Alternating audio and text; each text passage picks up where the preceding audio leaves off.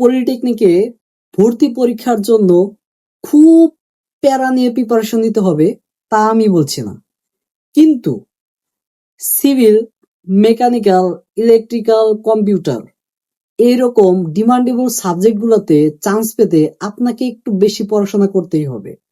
কারণ আপনার মতো হাজারো হাজার স্টুডেন্ট আছে যারা আপনার মতোই সিভিল, ইলেকট্রিক্যাল, মেকানিক্যাল, কম্পিউটার এবং আরো ডিমান্ডেবল সাবজেক্টগুলোতে চান্স পাওয়ার জন্য মুখিয়ে আছে।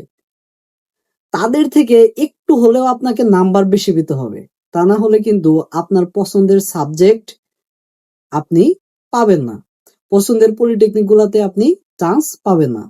এর জন্য আমাদের একটু একটু করে হলেও আমাদের প্র্যাকটিস করতে হবে। এসএসসি পরীক্ষায় যেগুলো আমরা পড়াশোনা করছি সেগুলো আমরা যদি প্র্যাকটিস না করি তাহলে কিন্তু আমাদের পরীক্ষার প্রায় আরো 1.5 থেকে 2 মাস সময় আছে। এই সময়গুলোতে আমরা কিন্তু সেই প্র্যাকটিস করা জিনিসগুলো ভুলে যাব। তাই আমাদের অবশ্যই প্র্যাকটিসে রাখতে হবে, এমসিকিউ গুলা প্র্যাকটিস করতে হবে বেশি বেশি। ওকে ভাইয়া, ধন্যবাদ।